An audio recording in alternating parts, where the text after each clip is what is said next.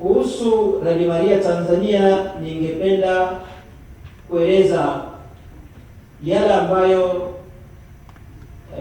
yanafanya hadi tuwe na mkesha pamoja nao. Ni ufunguzi wa kampeni mpya.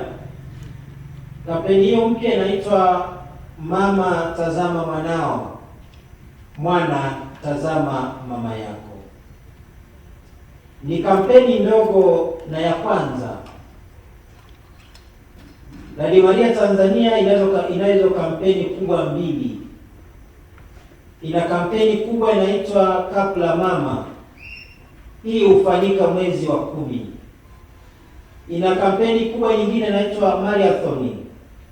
Hii hufanyika mwezi wa 5. Pamoja na kampeni hizo kubwa, Radio Maria ina kampeni ndogo inaitwa Gusa Moyo. Hii hufanyika mwezi wa 8, ikiwa nalenga kumwomba Mama Maria aguse mioyo ya watoto wake wamjue mwanaye.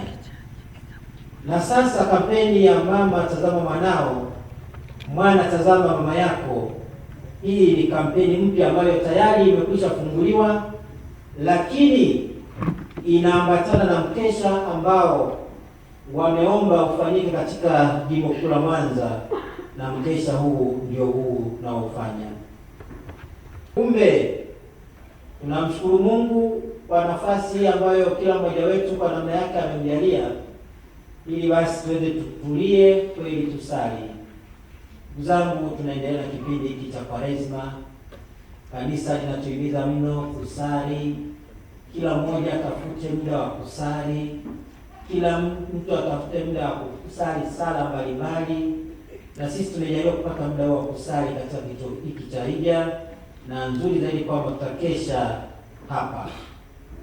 Kanisa linatuhimiza pia tujitahidi kumuiga Mungu kwa kutenda matendo ya huruma, matendo ya upendo, kuonyesha ukarimu. Haya yote yatatusaidia kuendelea kukomaa na kuchota tabia ya kimungu na kuishi maisha ya kitakatifu, ili tutakapomaliza mwendo wetu hapa duniani basi tukamwone Mungu, na hiyo ndio itakuwa furaha yetu. Kwa hiyo wapendwa, kila mmoja aliyefika hapa ajisikie furaha kwamba mkesha wetu huu ni mkesha wa pekee sana. Una mambo mazuri kadiri ambavyo tutaendelea kushirikishwa kwenye ratiba. Naamini kila mmoja wetu atafurahi, kwani tumeandaa mambo mazuri kwa ajili ya kutusaidia sisi na kutukomaza katika maisha yetu ya kiimani.